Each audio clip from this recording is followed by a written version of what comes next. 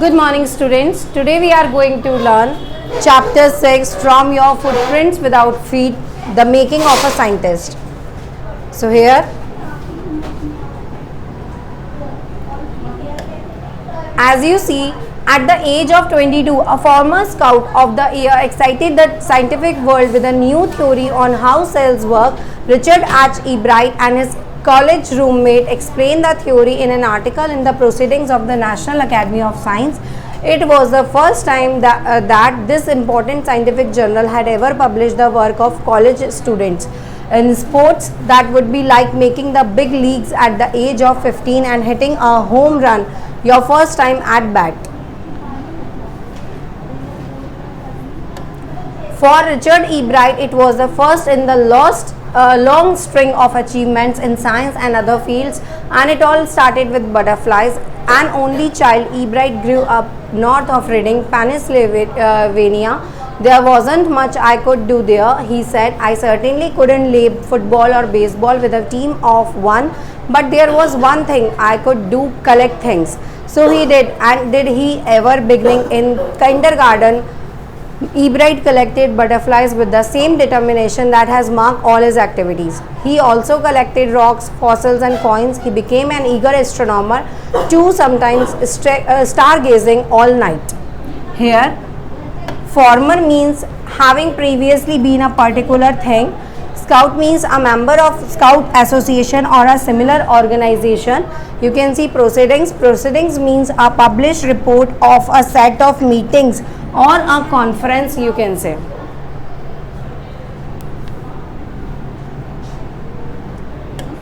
Here, journal means a newspaper or magazine that deals with a particular subject or professional activity. We know about journal.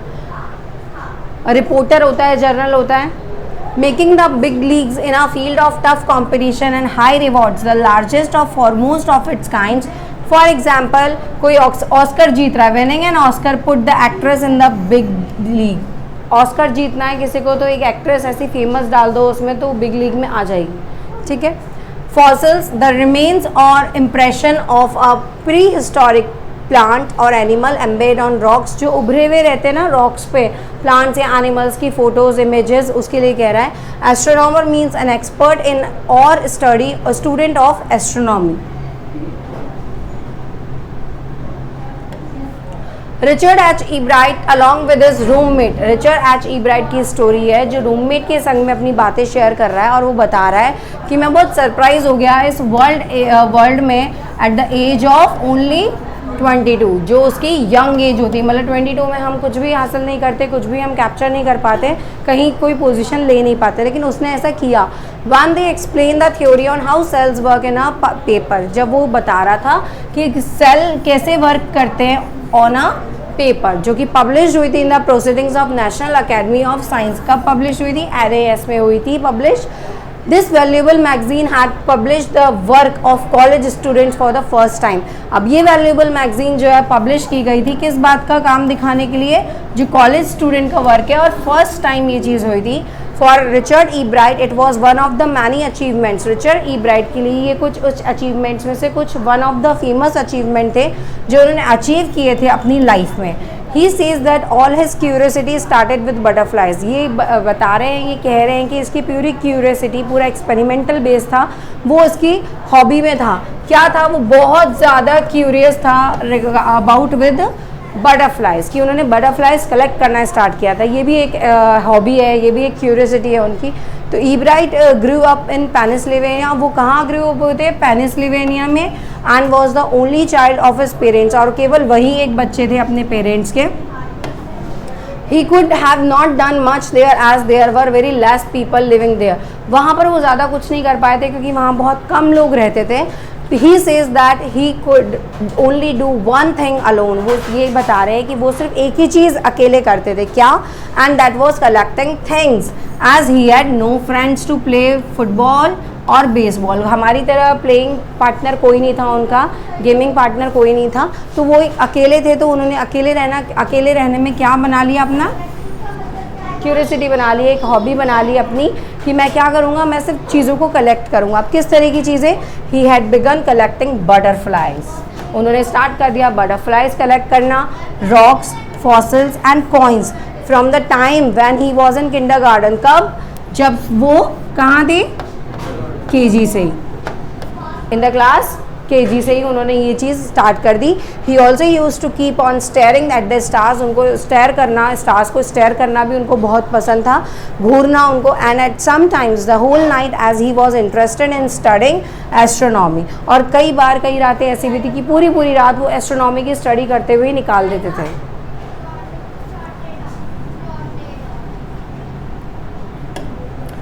From the first, he had a driving curiosity. Along with a bright mind, he also had a mother who encouraged his interest in learning. She took him on trips, bought him telescope, microscope, camera, mounting material, and other equipment, and helped him in many other ways.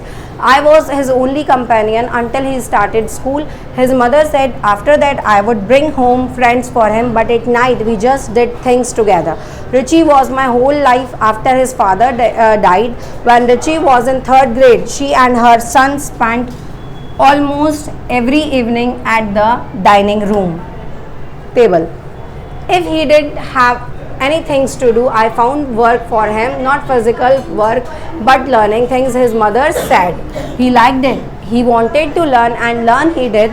He earned top grades in school on everyday things. He was just like every other kid. His mother said by the time he was in the 2nd grade, Ebright had collected all 25 species of butterflies found around his hometown. That probably would have been the end of my butterfly collecting, he said. But then my mother got me a children's book called The Travels of Monarch X. That book, which told how monarch butterflies migrate to Central America, opened the world of science to the eager young collector. What does it mean? You can see here, curiosity means a strong desire to know or to learn something. Encourage means give support or give confidence or hope to someone. Equipment, the necessary items for a particular purpose. In experiment we use equipment word. Species, a group of living organisms consisting of similar individuals capable of exchanging genes or interbreeding. Monarch butterflies means a large migratory orange and black color butterfly that occurs mainly in North America. Where it found? In North America especially. Collector means a person who collect things of a specified type, मतलब particular type, professionally or as a hobby. Ebright had always been curious to learn new things. वो हमेशा कुछ ना कुछ नया करने के लिए, नया इच्छा पैदा करते थे अपने लिए, और वो रेडी रहते थे नई चीज़ों को देखने के लिए, स्टडी करने के लिए। तो उनका माइंड भी जो था वो बहुत ज़्यादा शार्प था। हिज मदर यूज टू, और उनकी मदर भी उनके साथ थी कि how to learn new things, how to study new things, how to curious about new things. तो वो भी उनका साथ देती थी। She use to take him on learning trips, उनको लर्निंग ट्रिप भी देती थी, ट्रिक्स भी देती थी। Use to him by telescope भी उनको यूज़ करने के लिए बताया था। अदर इंस्ट्रूमेंट्स भी उनको दिए थे ताकि वो हेल्प कर सकें। उनके ईब्राइट की मदर ने उनको ऐसा किया था, नई चीज़ों के बारे में वो लर्न कर सके, स्टडी कर सके, इसलिए उनकी हेल्प करती थी। His mother was his only friend until he went to school. जब तक वो स्कूल नहीं गए थे तब तक कौन उनकी फ्रेंड था? सिर्फ उनकी mother. After he started going to school, अब स्कूल जाने के बाद उनकी मदर ने उनके फ्रेंड्स को घर बुलाना शुरू किया कि घर आओ।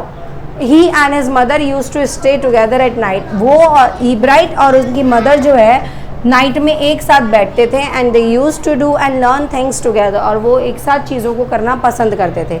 Ebright whose nickname was Richie. Ebright का निकनेम क्या था? रिची था। और जब तक उनकी मदर पूरी लाइफ उनके साथ रही तब तक वो सिर्फ निकनेम रिची के नाम से ही जाने जाते थे। And support system after his father died, और उनका सपोर्ट सिस्टम भी बनी जब उनके फादर की डेथ हो गई when he was in 3rd grade, और जब वो 3rd ग्रेड में थे, 3rd क्लास में थे। They use to spend most of the evenings together, वो एक साथ इवनिंग्स जो है ज़्यादातर एक साथ स्पेंड करते थे। If he did not have anything to do, यदि उनके पास कोई चीज़ करने को नहीं होती थी तो उनकी मदर जो है फाइंड आउट करती थी कुछ टास्क लर्निंग के लिए।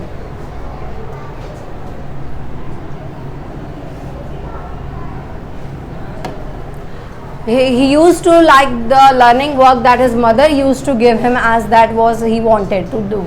जब उनके पास कुछ नहीं होता था, उनकी मदर उनके लिए टास्क लाती थी, चैलेंज लाती थी, एक वर्क लाती थी कि how to learn new things, तो उसमें वो लाके उनको काम देती थी और वो वही देती थी जो वो जानते हैं कि हाँ ये इसमें इसकी क्यूरियोसिटी है, और डेली कुछ ना कुछ नया काम देती थी। स्पेशली उनका मतलब था सिर्फ how to learn new things and I want to do learn new things. तो इसलिए उनको नई चीज़ें लर्न करने को देती थी कि कैसे ज़्यादा से ज़्यादा नई चीज़ों के बारे में जाना जाए। तो he was a bright student as he use to score good in class. वो बहुत ज़्यादा ब्राइट स्टूडेंट थे क्योंकि वो अच्छा स्कोर करते थे क्लास में और वो रेगुलर रहते थे अपने डेली टास्क में। By the time he was in second class, जैसे ही वो सेकेंड क्लास में आए तो उन्होंने कलेक्ट कर ली 25 स्पेशीज ऑफ बटरफ्लाइज, 25 टाइप्स, इतने काइंड्स की बटरफ्लाइज उन्होंने कलेक्ट कर ली that were found in neighbourhood. Where they found? Neighbourhood, अपने आस पड़ोस में। He thought that it would have been the end of his butterfly collection. उनको ये मानना था कि बस 25 काइंड्स की बटरफ्लाई मैंने देख ली तो अब इसके बाद तो कुछ और होगी ही नहीं, बस इतनी तरह की होती होगी। मानना यही होता है 25 तरह की उन्होंने देख ली तो उनको लगा और कुछ होती नहीं होगी, लेकिन ऐसा नहीं था। If his mother would have not got him a children's book called travel of monarch X, ये बुक नेम है, it is a book name. तो जब उनकी मदर ने उनको गिफ्ट किया ट्रेवल ऑफ मोनार्क एक्स नाम की बुक, तब उनको पता चला कि नहीं और भी सारी बटरफ्लाइज होती हैं, और भी कई तरह की होती हैं। The book told how the monarch butterflies migrate to central America. उस बुक ने बताया कि कैसे मोनार्क बटरफ्लाइज को सेंट्रल अमेरिका तक पहुंचाया गया। Migration means to move from one region to another, to move one place to another, shifting हो रही है। तो which was the turning point, और ये eBrite के लिए turning point था, एक twist लेकर आया था कि कैसे वो क्यूरियोसिटी, और इसकी क्यूरियोसिटी जो है इसी वजह से साइंस की तरफ और ज़्यादा बढ़ा दी गई, और ज़्यादा इंक्रीज कर दी गई। Here migration means seasonal movement of animals from one region to another, as I told you. Adhesive means able to stick fast to a surface or object, or sticky. Flock means a number of birds of one kind feeding, resting or traveling together. Life cycle means the series of changes in the life of an organism or including reproduction. Tedious means too long, slow or dull, tiresome or monotonous. At the end of the children's book, अब children's book जैसी end होने वाली थी तब उन्हें पता that his mother had got him. The readers of the book were invited, जो book के रीडर्स है ना उनको इन्वाइट किया गया in the help the study of butterfly migration. इस हेल्प में ये हेल्प करने के लिए कि how to study butterfly migration, butterfly का माइग्रेशन एक जगह से दूसरी जगह शिफ्टिंग क्यों हुआ, कैसे हुआ। They were asked to take butterflies by doctor Frederick A Urquhart. वो पूछने चाहते थे डॉक्टर फ्रेडरिक ए ओरकहार्ट से, इसके क्वेश्चन से वही देने वाले थे जो लेक्चरर थे यूनिवर्सिटी ऑफ टोरंटो के, यूनिवर्सिटी ऑफ टोरंटो के लेक्चरर्स थे वो in Canada. Where is? In Canada. तो रिची की मदर जो थी उन्होंने डॉक्टर को एक लेटर लिखा। He was attaching adhesive tags to the wings, जो उन्होंने अटैच करके रखे थे विंग्स के संग में, बटरफ्लाइज के विंग्स उसी के साथ में अटैच करके रखे थे। The person who would find a butterfly, उन्होंने लिखा था जो पर्सन इस बटरफ्लाई को फाइंड कर रहा है, टैग करी हुई बटरफ्लाई को, वो डॉक्टर ओरकहार्ट के पास आके पूछे।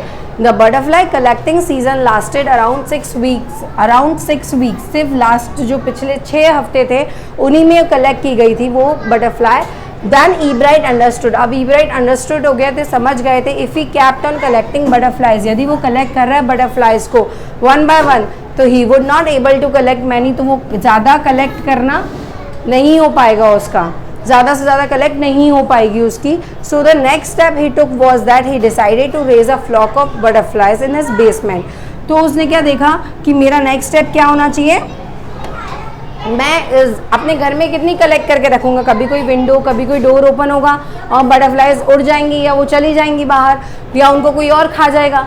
तो उसने क्या देखा, मैं बेसमेंट में जाता हूँ, बेसमेंट में इन बटरफ्लाइज का कलेक्शन करता हूँ। तो he used to catch a female butterfly, उसने फीमेल बटरफ्लाई को कैच किया और उसके एग्स को कलेक्ट करके उन्होंने बेसमेंट में रख दिया ताकि इसकी प्रॉपर लाइफ साइकिल भी वो देख सके।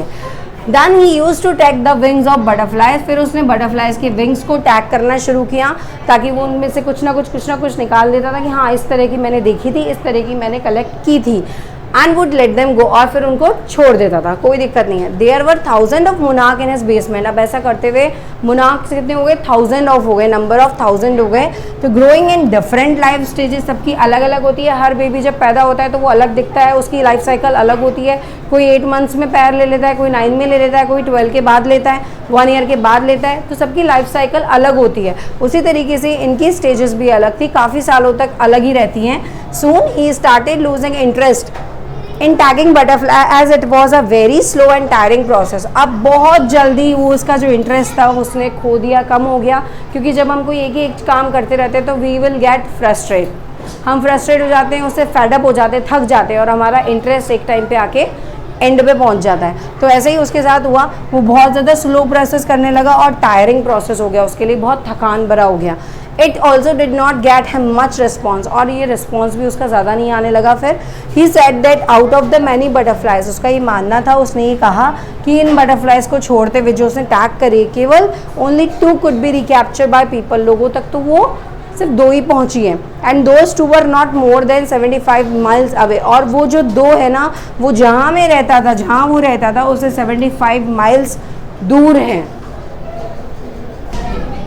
Next is county means region, subject a person or thing that is being discussed, describe or deal with. Stack a pile of object, typically one that is neatly arranged. Viral, of the nature, caused by or relating to a virus or viruses. Starling means a gregarious old world song bird with a straight bill, typically with dark lustrous or iridescent plumage but sometimes brightly colored.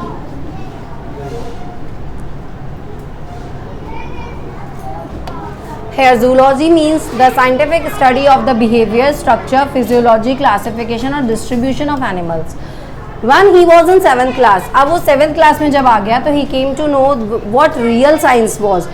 अब उसको पता चला कि actual में real science क्या होती है, कि उसने क्या कर दिया, काउंटी साइंस का जो फेयर है वो खो दिया आज तक, क्योंकि वो बचपन से ये काम कर रहा था, फिर भी वो अब तक 7th क्लास में आ गया और अब तक ये चीज़ नहीं जानता कि एवरी ईयर फेयर होते हैं, तो उसको भी उसमें पार्टिसिपेट करना चाहिए था। तो ये रियली उसके लिए बहुत ज़्यादा सैड फीलिंग थी जब वो देख रहा था कि सारे लोग जीत रहे हैं एक्सेप्ट मी। जब मैं कलेक्शन में बिजी था तो वो लोग जीत रहे थे, तो मैं क्यों नहीं आया। हो सकता है मेरी एज वाइज मैं जीत जाता या मेरे को कुछ और सीखने को मिलता, उसके मन में ये चीज़ आ गई। ही डिड नॉट विन एनीथिंग, उसने कोई भी चीज़ नहीं जीती अब तक। 7th क्लास में आने के बाद वो लोग ऐसा कर रहे हैं तो मैं क्यों नहीं। तो he showed frog tissue slides, उसने फ्रॉक टिश्यू स्लाइड्स शो करी माइक्रोस्कोप के अंडर में। But he realise that all the winners had actually tried to perform an experiment, लेकिन बहुत जल्दी उसने ये रियलाइज़ कर लिया कि बाकी लोग क्या कर रहे हैं, अच्छा परफॉर्म कर रहे हैं, अच्छा एक्सपेरिमेंट दिखा रहे हैं, और मैंने ऐसा कुछ नहीं करा। He had already started developing the competitive spirit, और वो अपने अंदर इनसाइड अपने मन में ऑलरेडी डेवलप कर चुका था कॉम्पिटिटिव स्पिरिट, कि मेरे को अब जीतना ही है, मुझे तो कुछ हासिल करना ही है। Now he had decided that he would be making a real project. अब वो डिसाइड करने लग गया है कि मेरे को अब एक रियल प्रोजेक्ट बनाना है for the next years fair, कि मुझे ही कुछ लाना है और रियल दिखना चाहिए, वो एक्सपेरिमेंट अच्छा होना चाहिए, so that I will win. He thought and realized that he had maximum knowledge. अब उसने ये सोचा और रियलाइज किया कि मुझे मैक्सिमम नॉलेज गेन करनी है about the subject of insects. कोई एक टॉपिक लेना होगा उसको, तो इंसेक्ट्स के बारे में मुझे ज़्यादा से ज़्यादा स्टडी करनी है, तो मैं कुछ टाइम के लिए क्वाइट हो जाता हूँ और अभी से उसमें लग जाता हूँ ताकि नेक्स्ट ईयर मैं अच्छा परफॉर्म कर पाऊँ। He wrote to doctor Urquhart for ideas, उसने आइडियाज़ के लिए ओरकवाट से बात करी, उसने लिखा, and he sent back a lot of ideas for his next years project, और उसको बहुत सारे आइडियाज़ भी आए नेक्स्ट ईयर प्रोजेक्ट के रिगार्डिंग, उनसे related. He remain busy with those ideas, अब वो उन आइडियाज़ के साथ में अभी तक वो बिजी हो गया। In his high school and won many prizes, और काफ़ी सारे प्राइजेस उसने जीते भी।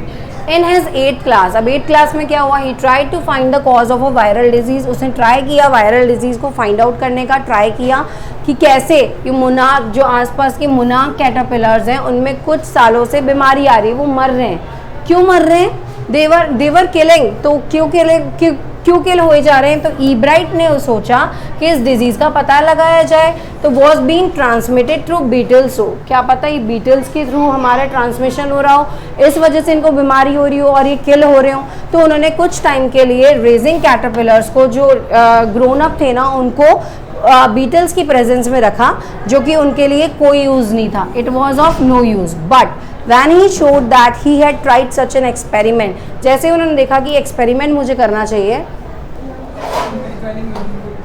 अब वो एक्सपेरिमेंट ऐसा शो करना चाहते थे, तो he want something for his project, ताकि वो कुछ अपना लेकर ही उठे उस प्रोजेक्ट से। For the next year he tried the theory that viceroy butterflies copy monarch.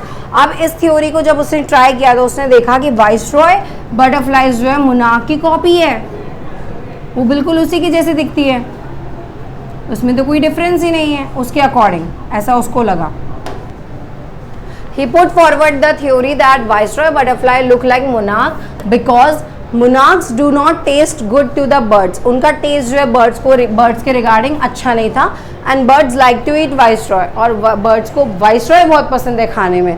So the more the viceroy look like the monarch, जितनी ज़्यादा वाइसरॉय मोनार्क की तरह लगेंगी, दिखेंगी, तो the less likely it is that viceroy would be eaten by a bird, तो वो उतनी ही कम ख़त्म होगी, क्योंकि वो बर्ड्स को नहीं मिलेगी, उसकी जैसे लगेगी नहीं, तो बर्ड्स उसको खाना प्रेफर नहीं करेगी।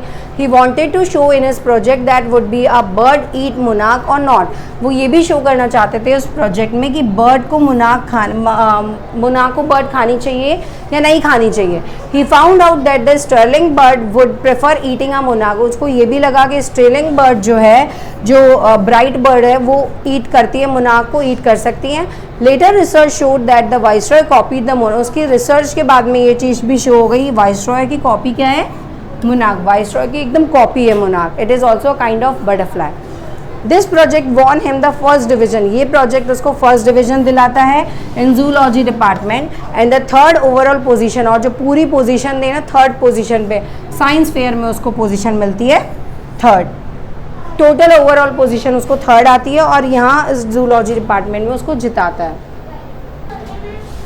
Here you can see hormone. Hormone means a regulatory substance produced in an organism and transported in tissue fluids such as blood or sap to stimulate specific cell or tissues into action. Assume means supposed to be the case without proof. Ornamental means serving or intended as an ornament या decorative item. Sophisticated, advanced, blueprint, a design plan or technical drawing. Nucleus means the central and most important part of an object or movement or group forming the basis for its activity or growth. Here heredity means the passing on of physical or mental characteristic genetically from one generation to another. During is second year of high school, जैसे high school का जब second year चालू हुआ तो Richard ने start किया एक research करना, from which he found about an unknown insect hormone. ऐसा जो अननोन है, जो सब नहीं जानते हो, जिसके बारे में, that letter help him in his new theory, ताकि वो आगे चल के उसकी नई थ्योरी के बारे में उसको हेल्प करे, हेल्पफुल रहे about the life of cells as well, जैसे उसके सेल्फ लाइफ के सेल्स चल रहे वैसे। The question from where the research started was very simple. अब क्वेश्चन जो रिसर्च से जहाँ पे स्टार्ट होता है बहुत सिंपल था। What was the purpose of 12 tiny gold spots on monarch pupa? क्या पर्पस है 12 टाइनी गोल्ड स्पॉट्स का? जो प्यूपा पे गोल्डन स्पॉट्स होते हैं उसका रीज़न क्या है, पर्पस क्या है, वो होते ही क्यों हैं, ऐसा कौन सा हार्मोन है जिस वजह से वो गोल्डन स्पॉट्स उस पर आते हैं? Most of the people said that the spots were made for making it look more decorative. अब काफ़ी लोगों का ये मानना था, ये कहना था कि ये जो है डेकोरेशन के लिए है, एक डेकोरेटिव पार्ट है, अच्छे लगते हैं ना, इसलिए उन पे ये आ जाते हैं। But Urquhart did not believe in what Ebright and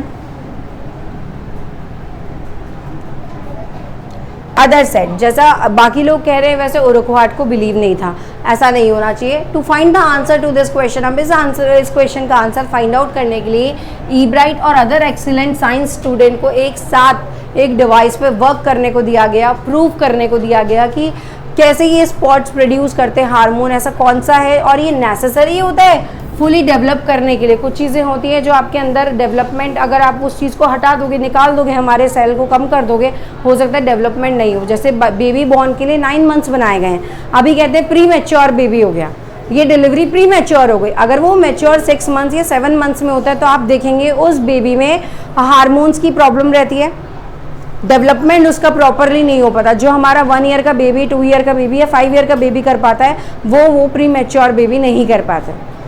mummy या तो डाई हो जाती है उनकी या बच जाती है, तो कोई ना कोई कमी रह जाती है, लैकिंग हो जाती है उसमें, क्योंकि वो ममा जो देना चाहती थी कैल्शियम, जो बोन्स, जो मिनरल्स, विटामिन उनको प्रोवाइड होना चाहते थे 9 मंथ्स तक, वो उनको नहीं मिल पाते, उससे पहले ही उनकी डिलीवरी हो जाती है। अब बेबी को बाहर आते ही, वैसे 9 मंथ्स के बाद भी एलर्जी होती है, कई प्रॉब्लम्स आती है, क्योंकि वो एक वॉर्म में था, एक सेफेस्ट जोन में था। अब उससे बाहर आएगा, हमारी दुनिया में आएगा, तो काफ़ी सारी एलर्जीज़, बहुत सारी चीज़ें, स्किन प्रॉब्लम, काफ़ी सारी डिजीज़ का सामना उसको करना पड़ता है 1 ईयर के रिगार्डिंग।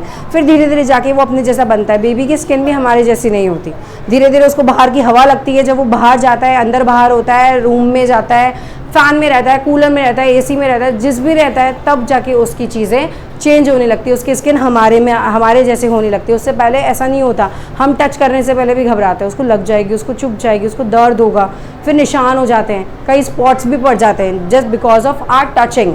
तो काफ़ी सारी चीज़ें होती है। उसी तरीके से इनमें भी ये चीज़ थी कि कुछ ऐसा सेल उसमें से निकाल देंगे तो क्या पता प्यूपा पूरा डेवलप नहीं हो पाए, इसीलिए उन्होंने ये चीज़ बोली। अब इसको डेवलपमेंट के लिए क्या हार्मोन, ऐसा कौन सा हार्मोन ज़रूरी है, और गोल्डन स्पॉट्स वाला हटा दो तो क्या कैसा रहे, उनका मानना ये था। तो इससे with this Ebright won the first prize. अब इसी वजह से ई-ब्राइट को फर्स्ट प्राइज मिला काउंटी साइंस फेयर में, and the entry to the international science and engineering fair, और एंट्री भी मिली इंटरनेशनल लेवल पे, मतलब नेशनल लेवल की बात कर रहे हैं, तो इंटरनेशनल लेवल पे साइंस और इंजीनियरिंग फेयर में उसको एंट्री भी मिल गई इस बहाने।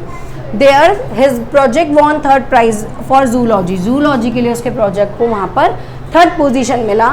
ही also got a chance to work at the entomology laboratory of the Walter Reed army institute of research, जो WRAIR ये जो रिसर्च सेंटर है, यहाँ पर उसको इस इंस्टीट्यूट में वर्क करने का मौका मिला।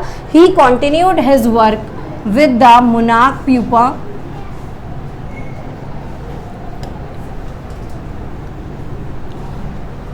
उसने अपना वर्क जो है कंटिन्यू करना चाहा मोनार्क प्यूपा में as a high school junior, उसी में रहकर वहीं कंप्लीट करना चाहा, and that led him to win the first prize at the international science fair, और वहाँ पर रह के उसने फर्स्ट प्राइज जीता as an international science fair में।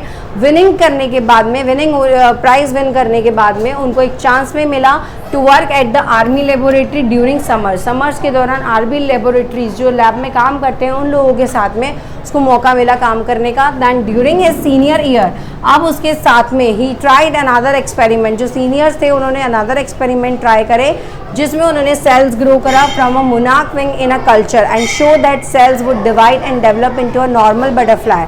अब उन्होंने क्या करा, बटरफ्लाई को शो करना चाहा, वो divide and develop into a normal butterfly, कैसे वो नॉर्मल बटरफ्लाई में आ जाए विंग्स को लेकर, और वो स्केल्स प्रोवाइड करते हैं that they were treated with the hormone from the gold spots, कि वो हार्मोन तक पहुंच जाए कि गोल्डन स्पॉट्स के हार्मोन की वजह क्या है।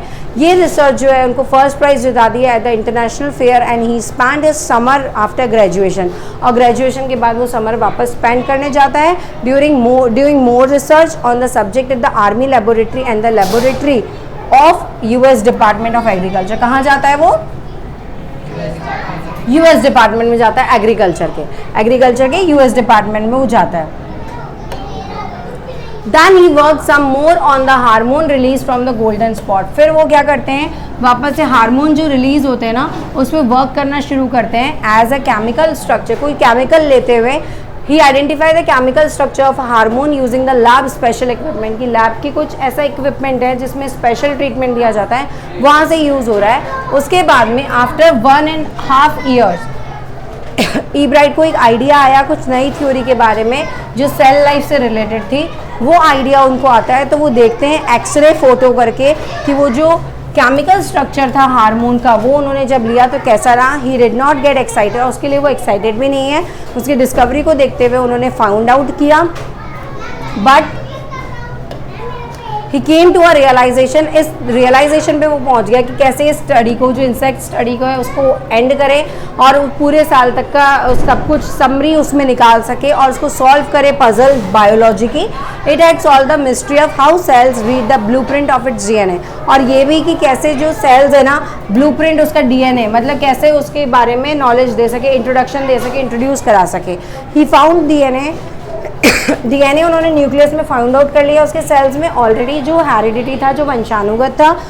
It determine the form and function of a cell, और ये डिटरमाइन करता है function of a cell. DNA जो है ब्लूप्रिंट है उसकी लाइफ का, तो ये उसने फाइंड आउट कर लिया।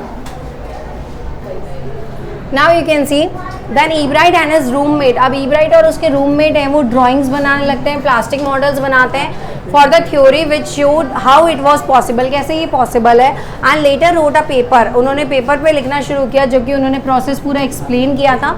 It did not surprise the work, उनके वर्क को सरप्राइज नहीं करता जिस तरीके से वो काम कर रहे हैं। जो उन्होंने ग्रेजुएशन किया था हार्वर्ड से, तो वहाँ यूनिवर्सिटी थे विद हाईएस्ट ऑनर्स को, और उन्होंने सेकंड पोजीशन पे खड़े हुए थे अमंग 1510 स्टूडेंट्स। 1510 स्टूडेंट में से वो कौन से पोजीशन पे आए थे? सेकंड पोजीशन पे आए थे। Then he became a graduate student researcher, अब वो रिसर्चर के तौर पे जाने जाते थे हार्वर्ड यूनिवर्सिटी से पास आउट होके। And also started doing practical experiment, और प्रैक्टिकल एक्सपेरिमेंट के लिए भी वो जाने जाते थे। थ्योरी में कैसे उन्होंने टेस्टिंग करके शो करा था, ये एक्सपेक्ट किया जाता है if the theory prove to be correct, यदि थ्योरी प्रूव हो जाती है, करेक्ट है, तो ये एक बिग स्टेप है उनके लिए, और ये अंडरस्टैंडिंग बन जाती है, कॉम्प्लेक्स कर लेता है ये लाइफ का system. And would also provide lead new ideas for preventing certain types of cancer और अदर डिजीज, बाकी डिजीज से भी वो बचाता है। तो उन्होंने शो किया कैसे रिसर्च जो है मोनार्क प्यूपा की वहाँ जाती है, उस थ्योरी में कैसे वो सेल के बारे में बताते हैं। ही हैड बीन कीन इन साइंस, वो उनको साइंस में ही बहुत इंटरेस्ट था। उन्होंने स्टार्ट किया बटरफ्लाइज कलेक्ट करना, लेकिन वो उसको रख नहीं पाए क्योंकि उनका इंटरेस्ट धीरे धीरे कम हो गया, इसलिए। तो एक चैम्पियन डिबेटर भी थे, ग्रेट पब्लिक स्पीकर भी थे, गुड बोट रेसर भी थे, एक तरह से कैनवस थे, सबका वो प्रूफ है। He was also an all round outdoor sports person, वो पूरे आउट स्पोर्ट्स पर्सन भी थे, फोटोग्राफर भी एक्सपर्ट थे, एक्सपर्टाइज थे बहुत ज़्यादा। उन्होंने कैप्चर किया था नेचर को और साइंटिफिक सब्जेक्ट को। As he was a great student, जैसे ही आपको पता है वो बहुत ग्रेट स्टूडेंट रहे हैं, तो उसके लिए उन्होंने क्या किया, स्कोर किया हाई और फोकस की एक्स्ट्रा एनर्जी पे, डिबेट लगाया। मॉडल यूनाइटेड नेशन क्लब्स में वो गए, उन्होंने वहाँ डिबेटिंग करी जाकर, और उन्होंने सोशल स्टडीज़ के टीचर को एडमायर किया। एडवाइज़र बने दोनों क्लब के मिस्टर रिचर्ड ए वेलरर। ईब्राइट ने सोचा कि ये टीचर जो है ना एक राइट मैन है, he was the one who use to open his mind to new ideas. ये अच्छा टीचर है जो हमारे आइडियाज़ से हमारा माइंड ओपन कर रहा है। ये टीचर इम्प्रेसिव लगा उनको, और एटलीस्ट ये एक्स्ट्रा 3-4 आवर्स के एफर्ट भी देता है उनको नाइट में डिबेट करने के लिए, ताकि वो टाइमली वो चीज़ कर सके और बटरफ्लाई पे रिसर्च भी कंप्लीट कर सके। एंड इज अदर इंटरेस्ट, और कोई और इंटरेस्ट हो तो वो भी कंप्लीशन हो सके। He added that he was competitive but not a bad sense, वो ये बता रहे हैं कि मैं कॉम्पिटिटिव तो हैं लेकिन बैड सेंस नहीं है हमारा, क्योंकि he did not win to get prizes, वो प्राइज़ जीतना नहीं चाहते, वो सिर्फ विनिंग के लिए ये काम करना नहीं चाहते, क्योंकि ये उनका बेस्ट था, ये उनके लिए खुद की मर्जी थी, इनसाइड उनकी इच्छा थी, डिज़ायर थी। This is what makes a good scientist, इसी वजह से वो अच्छे एक साइंटिस्ट बने। एंड उनको ज़रूरत भी थी फर्स्ट रेटेड माइंड की, कि जो उन्होंने क्यूरियसिटी दिखाई उसलिए फर्स्ट रेट उनको मिलनी चाहिए थी, उनको मिली, और उनकी जीत में उनका नाम भी आया फर्स्ट, और यही रीज़न थे उनकी क्यूरियसिटी की वजह से वो जीते, आगे बढ़े। Since the time Richards mother got him the book, जैसे ही रिचर्ड की मदर ने उसको वापस बुक दी, तो माइग्रेशन जो था मोनार्क का, उसकी क्यूरियसिटी की वजह से वो ग्रो अप हो पाया। Students, I think this will clear to you all. Thank you.